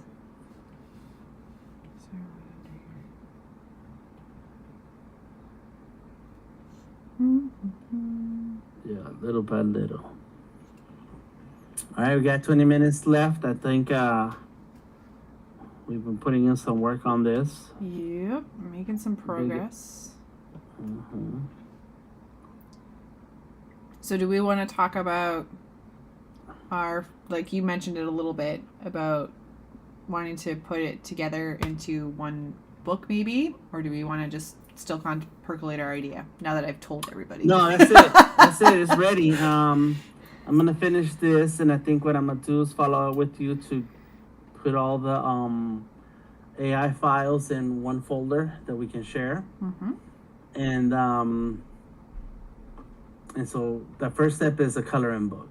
Well, first step is to have all the final artwork and turn it into exported JPEG that we make available on the Behance. Yes. I think that's it right there, right?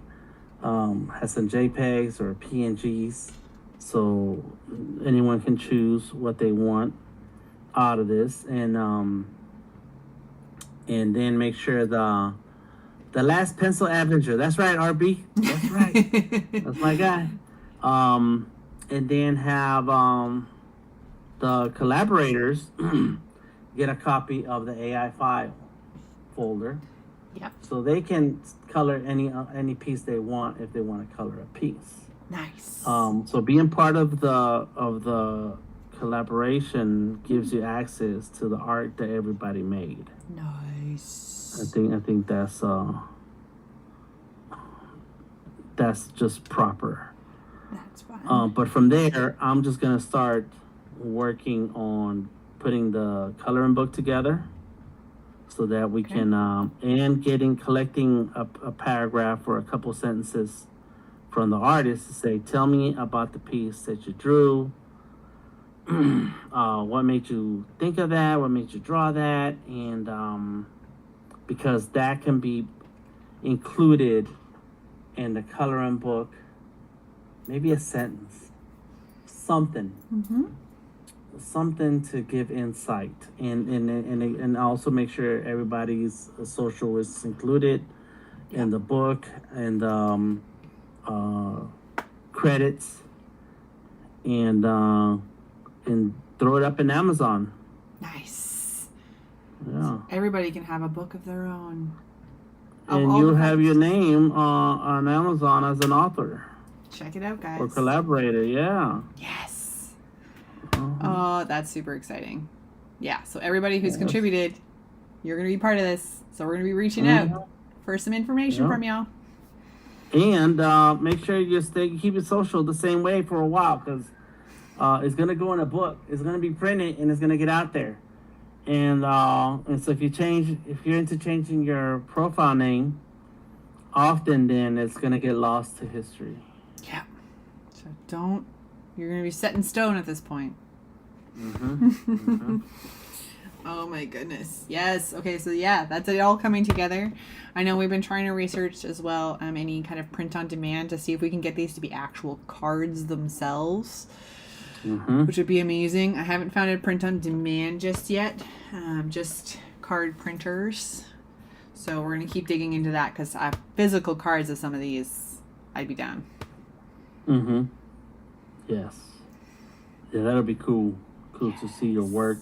And, you know, I was part of a tarot card. Yes. I don't know how you say it. I said tarot. Is that correct? I think tarot, either one is probably good. Okay. I say tarot too, so. Uh-huh. There you go. RB says we're gonna be frescoed. Frescoed in. Uh-huh. And so I participated in a group show, and my piece is back here. Where'd it go? And it's kinda hard to Oh, see. yes. But there it is. Were they all traditional? this Did is- everybody do traditional? Everybody did traditional. Everybody did a drawing on paper or board or whatever this is. I don't know. And so it's 11 by 17. No, 15 something. It's 15 by 12 or something like that. I forget. Okay. In any case, so I did this. And when they first asked me to be part of it, I was like, yeah, I'll do it. And then they said, okay, well, I'm going to give you a board to draw on. I was like, oh, no. I thought it was going to be digital. And I said, all right, that's good. What have I done? Yeah, because you get once you start inking, you're scared. Ooh, there's no undo. There's no Control Z for me to use. No, that's it. And then, and so as I was part of the show, they made the cars. They made the actual physical cars. Gorgeous. And, let's see. Yeah, and so then these are all a bunch of, and so the whole deck is this. It's gorgeous. It's huge. And then one of the artists did the back design on there, and so yeah, so I have the whole deck, and of course my piece is part of the deck, and I feel good about that. Yeah. And it just kind of feels cool to feel it in your hand, you know. You see the art in real it. life. Yeah. You know, I'm not the kind of guy who likes who understands even the whole tarot card setup, but I like art. Yeah. And that's the best thing is like most tarot decks, it's mostly like that my interest is the art. Like it's a huge collection of something in common. And yeah, like Bruce says, what an accomplishment. Like that's huge to be part of that. That's a huge undertaking that they did to get. So was it 78 different artists that participated? It was yes, and so they did 4 art shows. And so for each show there was a curated list of artists. And I was on the last show. So the last show had the most. So it was 88. However many cards there are, that's how many artists there are. Wow. So that's 78. That's amazing. That's a huge collaboration to get everybody involved. And how long did you have for the traditional art? Like you had a couple months? I had a couple months, but I didn't draw it until the last week. I think we all do that. Yeah. But I thought about it for a long time. I was thinking about it. I did a sketch. I was trying to get my ideas together, and so finally it's like, I think I know what I want. I think I know what I'm gonna do. And so there was the week before it were due is when I sat down and started, but I didn't do anything else. Like I literally sat down. I have a desk behind me. I sat down and like that's it. We're gonna play some music and we're gonna draw. I love it. Yeah, it was fun. It was fun, and it also gave me a chance to pull out all my markers, all my pencils. And I was like, well, let's try it. And I had a few extra pieces of paper sitting around, and I'm, blending and playing around. I was like, okay, how's this gonna look before you actually do it on the main piece, Right. Yeah. Oh man, did you do the little like zoom? I've done that with my sketchbook where I try and zoom in. Yes, yep. I'm like, grabbing the paper. I can't do it. Yeah, and it doesn't work. I tried it. It doesn't work. No zooming. Nope. You gotta get your nose right in there to see it. Oh, that's fantastic. Because that's the thing. Yeah, I love getting my markers out. I love getting all that stuff out every now and again to just really get your hands dirty, which is the best. But man, to have 78 traditional art pieces to curate and like gather up, oh my goodness. And they were all in the artists were all in the Atlanta area, or was there like an international element to it? Okay. No, these are all local guys, local artists. And I started to do some interviews with them, like so there's this art group that gets together every Tuesday here in Atlanta, and just different diverse group of people. These are just people who like art, they really love art. And so for I think it starts at 7 till midnight. There's just people hanging out drawing. It's just a hangout. Artists just hang out, and sometimes it's like 20, 30 artists. Sometimes it's 50, 60 artists all in one place, hanging out. And so I know I've been a working artist for a long time, so I know a ton of artists. And somebody invited me one time, and I showed up. I hung out with some people, and like, yeah, these are cool. This is cool. I like this. And so I kept going, and the curator of the venue is the one who keeps things organized. Wow. And so there's two of them, so Dosa, Kim, and Raz. Okay. And so they're very cool people, artists who like to draw, and it's just an opportunity for people to just do something together. Sure. Well, even drawing in that environment, like we when years ago, we haven't done it in a while, but I'm on a team of illustrators at work, but we were doing work. So we all had talked about how we missed our life drawing experience and all of the other drawing and sketching that we weren't doing as often. So we would go out to a coffee shop, and a big group of us, same thing for a few hours in an evening. And it was just so fun just to see everybody's style and what they do and what interests them and everything. And some people would draw, some people would just kind of sit there and hang out, but just those creative minds in one little space, there's magic that happens when they do that. It's fantastic. Oh, that's so fun. You gotta stay connected to that which brought you into art. Indeed. And the collaboration, I know we all want to sit at home and be like famous by accident on our couches sometimes, but we have to but the getting out and like talking, like even just this collaboration, this chatting back and forth, it challenges your style, it challenges your process, and you need to do that to keep fresh and on top of yourself. Yeah. Erin is smart. Erin said famous by accident. Famous by accidents. This is super cool. And if you erase bad drawings, they go back in your head. I forget the exact words, but the crappy idea goes back in your head. Bruce says, I'm sure it's inspiring and encouraging. Yeah, like I think it's like I said, it's just kind of like a magic that happens, because even if you're stuck, like I don't remember, I would bring like a coloring book sometimes because I didn't have a sketching idea, so I wanted to put pen to paper in some fashion, but like you just see what other people are doing. Oh, that's a great idea. Oh, I never thought of trying that medium. Oh, I never thought of like cross doing traditional plus this digital aspect and things like that. Like, and something as little as that can really spark a lot of ideas if you're looking for it. Like if you're on the lookout and you're paying attention, very exciting things can come out of it. No, and drawing art in general is a very lonely pastime. You start off as a kid just doing things, and you have interest, you have curiosity. You want to know, well, what would this thing look like if I drew it? You kind of enjoy that process, whether it's a good drawing, bad drawing, people like it or not like it. You draw it because you want to draw it and you care about how you feel, and then to find others that are like you, and enjoy the same things as you do, and then be able to talk about it and relate. Yeah. Because not too many people in your family or around you are gonna relate.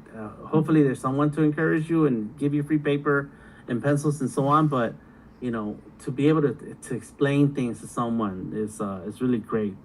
Yeah, Great experience. And finding a good way to express your own style. Like if you just scroll through Behance right now, everybody's got a very different way of thinking. Like an example is a coworker of mine. His art is fabulous. It gives me the heebie-jeebies to my core. It's very creepy subject matter, but it's gorgeous. Like the way he paints it, it's smooth. The technique is gorgeous, and it's really good. But that's his way of thinking. Whereas versus mine, where we got the stained glass, and you've got your Aztec things that inspire, and everybody's got different things to that inspire themselves, and then things that I can't grasp, things like 3D sculptures or really abstract art, but that's that person's thought process. So I like just finding that way of getting your ideas out into the universe is another thing to having someone encourage that, to be like, no, this is, keep going with this fabulous thing, is the best. Yep, that's it. You got it. So that's why it's good to hang out with other artists and have a good time. Yeah. Mm-hmm. And collaborate now and again, share ideas, concepts. You never know. So y'all in the chat, thank you for hanging out with us. Yes. We have Alessandra Bruce is here. RB, we've got Bradley over on YouTube. I know Penny was here. I know Antoine was here. Oh, I don't want to miss anybody. Don't get me if I missed you. I'm so sorry. Dan was here. That's crazy. That makes no sense. Odari was here. Odari was here. Everybody, thank you so much for tuning in. We appreciate it. And to all of you who played the game, you guys are awesome. Who collaborated with us, who supported us through all this. So keep an eye out for the next steps, because like Dan said, we're going to have a physical product that you guys can purchase. There's going to be downloadable files from the Behance project. So once we have those things in place, I believe both Dan and I will be social media pushing those out, doing them on our streams. If we need another dual stream, we can make that happen. All this fun things, but we are coming to a point where you guys can kind of actually reap the benefits of your rewards, of your efforts. Yeah. You can say you're published and you add that to your CV. Yeah. I have published work. You can purchase it online. Unfortunately, you changed your social media, so it's all different, but that was up to you. Yeah. No. Yeah, I think this is good. I think I got to a point where I feel comfortable with this, and I'm going to make sure that I jump into Vector now. Love it. I like that backpack full of pencils. That's fun. That's a collection of pencils. Yes. I like that. He's serious about it. He's ready to go plant some pencils, just like the guy in Penny's drawing. He's like, I want to do that too. So he's going to find the right spot. That's right. Yes. I love it. Oh my goodness gracious. So any closing shout outs that you want to plug or anything before you go? Big ups to all of you. Big ups to Jane. Yes. Penny Doodles for working with us. Let's see. Odari, Alessandra, RB. For working with us, yes. And jumping on. And, and joining the streams whenever we go live, so that you're able to know about these things and jump on when you want to. And if you ever thought about joining us, pay attention to the next time. There's always going to be something that we do, and maybe you see other artists sharing collaboration opportunity. Jump in, try it out, flex your muscles. RB says pencil cultal. I like that. That's gonna be the name of this character here. I like it. We're gonna go with that. I love it. And but yeah, that's it. This is what the community is about. Aaron is in Canada. I'm in Atlanta, in the U.S. And so wherever you are is we still, doesn't matter the distance and the location, we're still able to connect and build community, and that's what this is all about. Yeah. You know, just have fun and build community. Thank you. Thank you so much. And yeah, if you have an idea for you guys to collaborate on, if you have something you want to put out, let us know. This came out for me being like, Dan, let's do something. Let's go. And we chatted, and this is where the Joker came from, and then all these face cards. So if you have an idea or you want to collaborate on something, put it out there. We've got all these creative minds to come up with something. So let's put them together and see what we can come up with. There you go. I love it. All right. Thank you so much, everybody. Thank you, Dan, for joining me on this. Again, I love this so much to have these collaborative live streams. So I'm always happy to have you or anybody else who wants to join me on these streams. Makes good to bounce things off each other. I like it. And I'm excited to see where this goes.